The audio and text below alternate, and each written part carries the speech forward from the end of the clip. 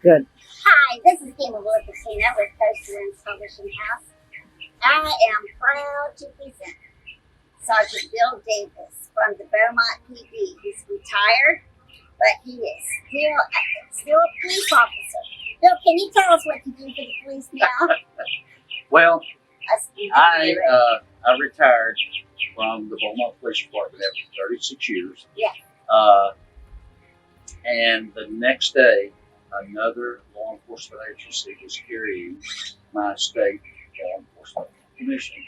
And the reason is because I travel all over the country doing presentations. Many times, especially when I go to school districts in Texas, they want me to be in a uniform, that authoritative person in front of the students. And in order to legally wear this uniform, another police agency needs to be carrying my state commission. And since the day I retired, the very next day, I've been honored to have other agencies. I'm on my third agency, and very honored that they are carrying my state commission, so I can continue to do what I love to do best, and that's to save lives, and especially the lives of young people. Are you still considered a police officer with your state commission? Yes, ma'am, I am, and it's kind of scary because I started my law enforcement career when I was 21 years and 10 days old, and well, I'll just say that I'm on my 49th year of being a police officer. So you better watch out. We're okay, Joe. I'm telling you. You know, Pam, I started investigating child abuse cases in 1979. I've been a detective for a couple of years. I passed my sergeant's exam and went to the detective division. And I wound up being the detective with the Special Crimes Division that did all of the physical and sexual abuse to children cases. Yeah. Well, I'd been doing those programs for about 4 years, and I wound up going to a 2-day seminar in Huntsville, Texas. And all the way back home, after that 2-day seminar, this little bug in my ear, I know what it was. It was the good Lord talking to me. Said, Bill, if that guy can do a seminar, you can too. Yeah. And so I immediately started working on a child abuse seminar. It took me about 6 months. The first program that I did was July 26th, 1983. But from that day to now, I've had the honor and privilege of speaking to over 310,000 people throughout Texas, nationally, as well as internationally. Yeah. And that was just the beginning as I started that program on child abuse. A couple of years later, a friend of mine went with me and he said, Bill, you're doing a great job of educating grown-ups, but you're not doing a thing to educate the potential victims, children. You know what? He was right. So I put together a program now for children. That's wonderful. And it was basically elementary children. But guess what? The program was entitled Child Safety First and Forever with Officer Bill. And I have had the honor of putting this program on to over 100,000 elementary children from pre-K through 5th grade throughout Texas and a few other states. What kind of And- reaction do you get?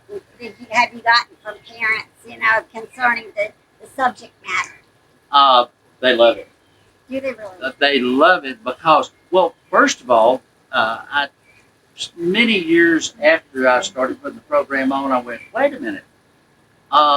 Bill, why aren't you doing the program in coloring book form? So not only can children learn with me doing the program in person, but a lot of parents and grandparents also get this coloring book. Yeah. And then now they go page by page, and as the child colors, they talk about what the subject matter is on that page. So now they're coloring, they are seeing, and it's being instilled into their mind, trying to keep them safe.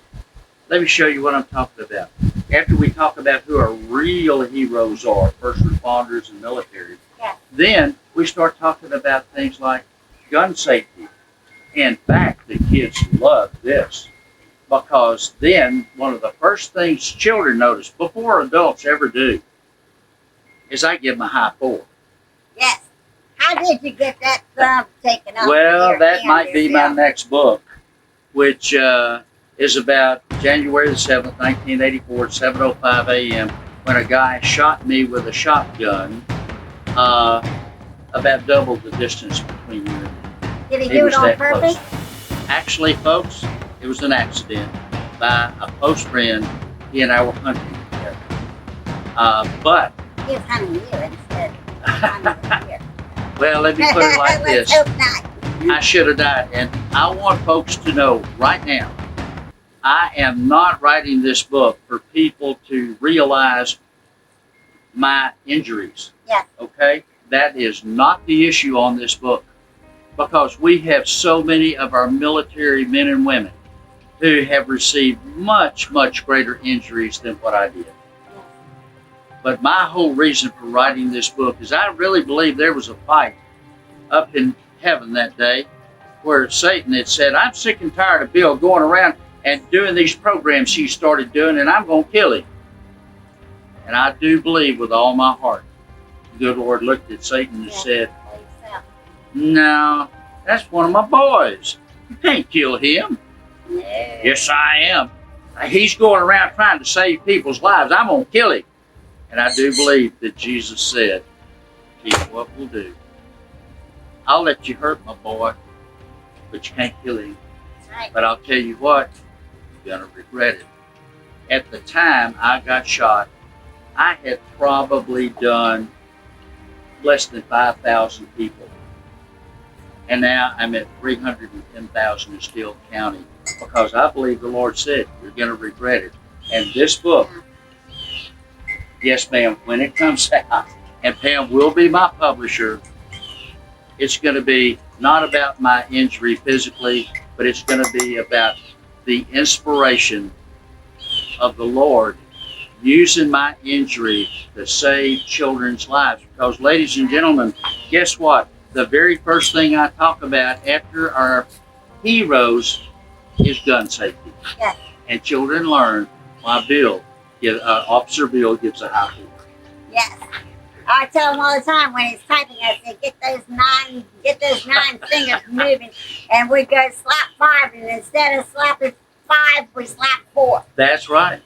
So, Well, ladies and gentlemen, 6 years after I started this children's program, it dawned on me one day, Bill, you're leaving out a whole group of society, yeah. our teenagers.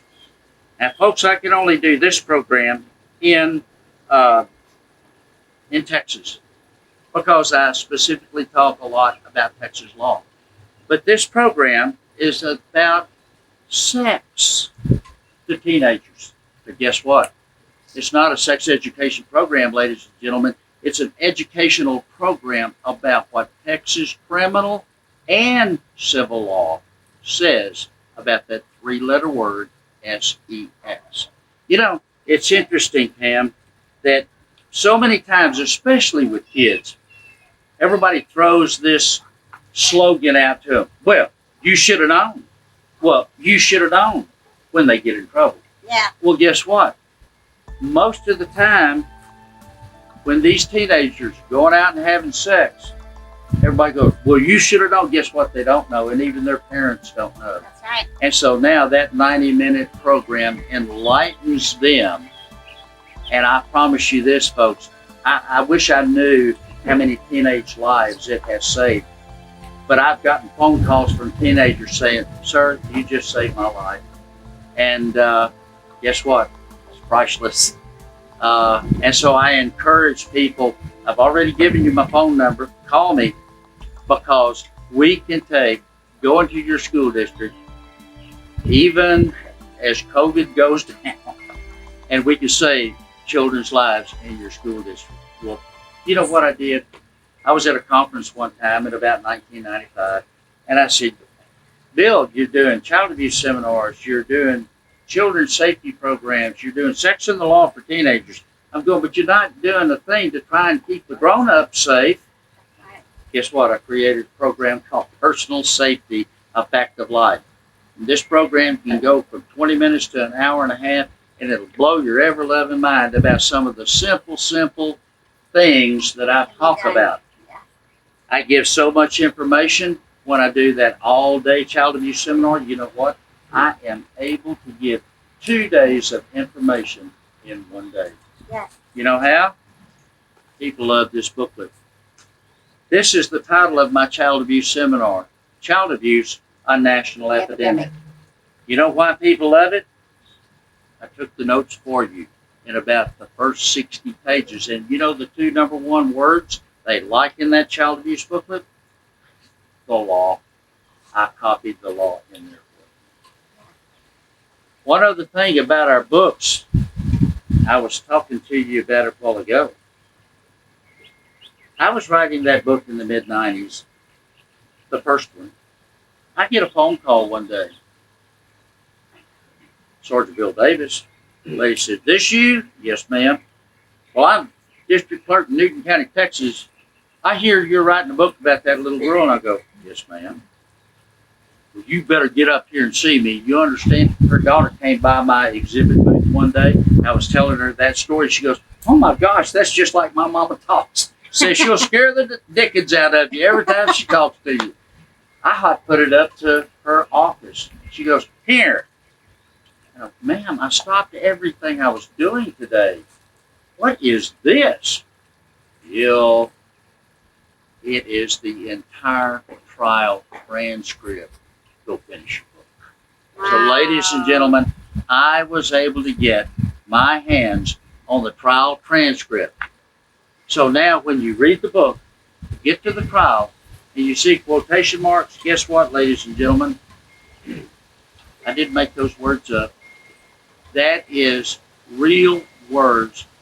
And as you read it, it's just like you were one of the jurors listening to that testimony. Well, you know what? I wanted the same thing, Pam, for this little girl right here. Yeah. And folks, Pam and I went to the same church together.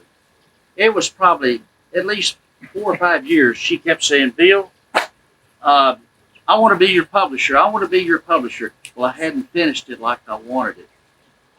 I didn't know it was going to take me 12 years, did I? No. But ladies and gentlemen, I told you I got the trial transcript for this book. It was given to me.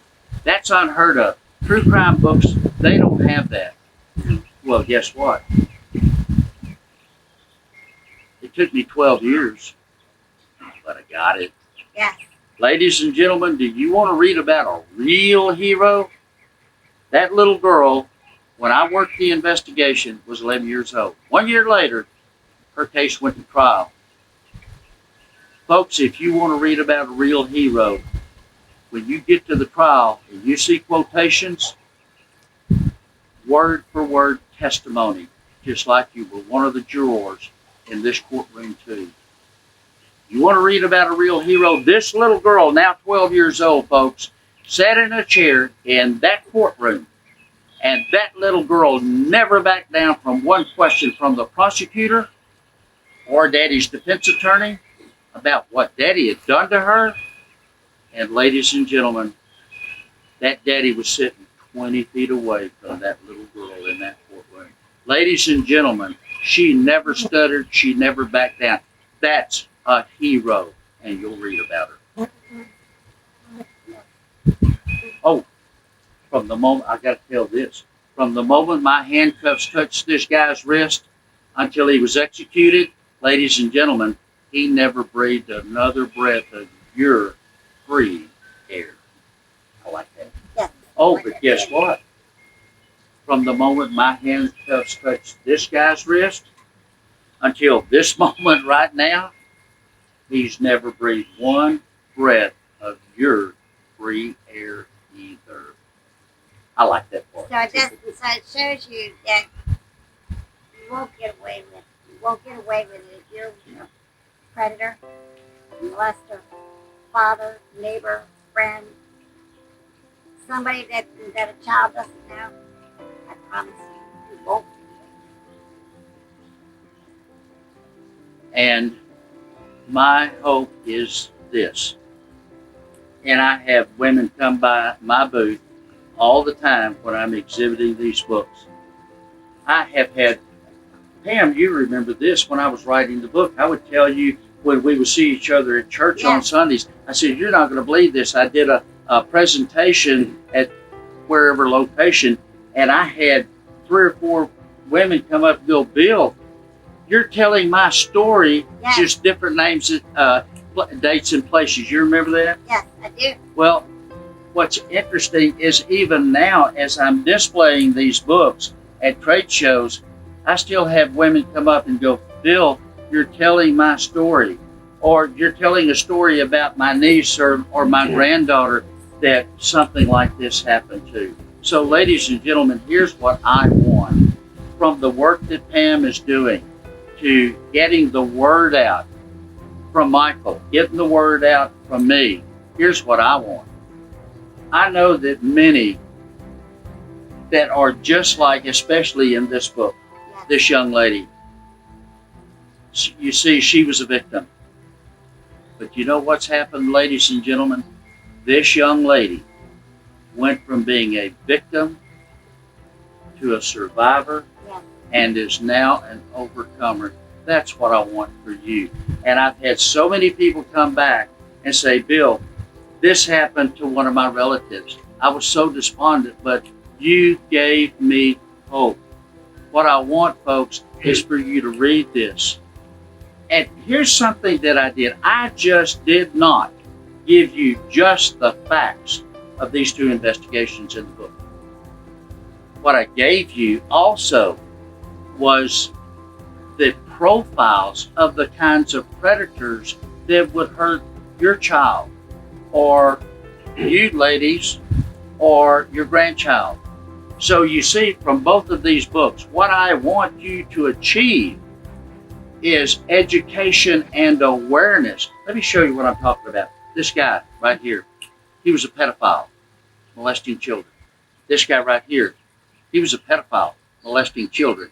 But ladies and gentlemen, this guy's profile was totally different from this guy's profile and vice versa.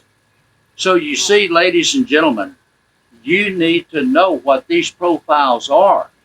And from that, it's going to enable you to protect your children and your grandchildren, the kids in your neighborhood, at your church.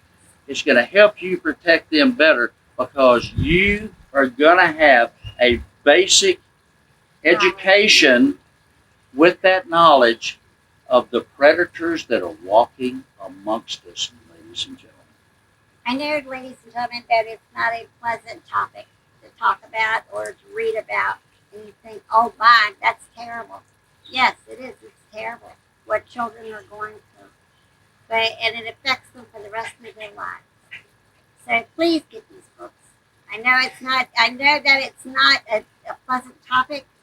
And I know it's something that people think that we should just close the door on, but it happens each and every day, doesn't it, Bill? It does. That's the you know what's truth. interesting? I just thought of something interesting.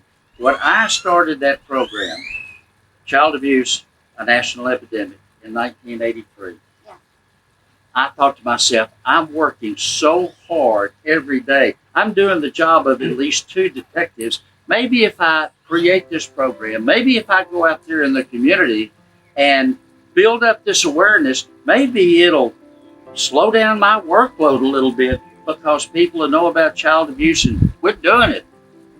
You know what? That just showed how naive I was, Pam, because you know what, ladies and gentlemen? It's like I kicked the door open because as I did these programs, I built up awareness and people realized, wait a minute, there's someone I can go and talk to about when I was abused, or I can talk to about my child being abused. You know what?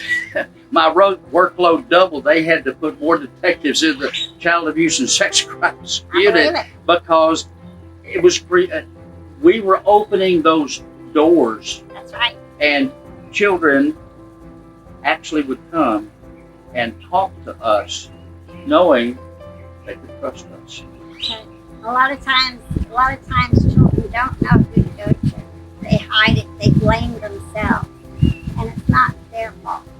Ladies, don't, it's not your fault that this is happening. You know, it's interesting, ladies and gentlemen. I have people come up all the time to me and say, "Oh my goodness, Bill, there's a registered sex offender that moved 2 doors down from me." And they expect me to get all excited and everything, and I go, "Really? What kind?" That's the way I answer every time. They go, well, I think it might be a rapist. And I say, "Really? What kind?"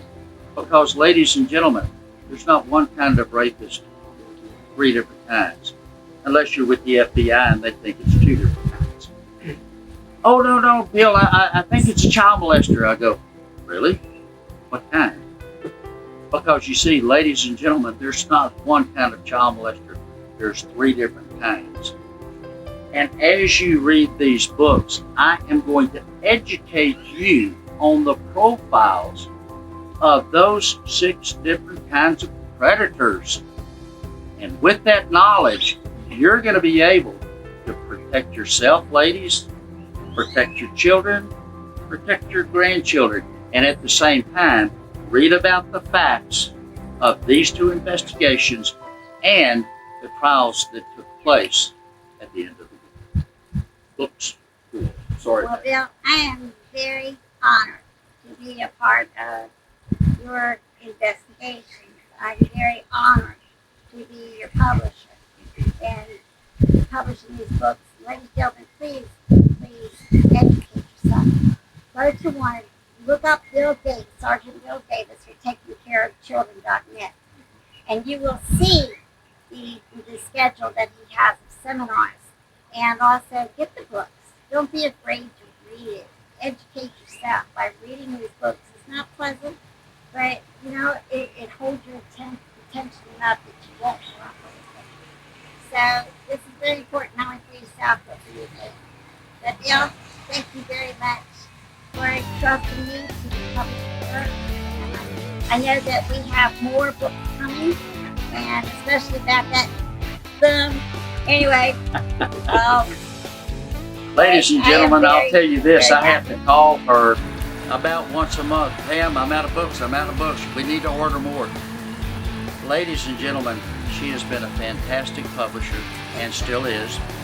And folks, whether it be Michael's book, he's already getting comments from people.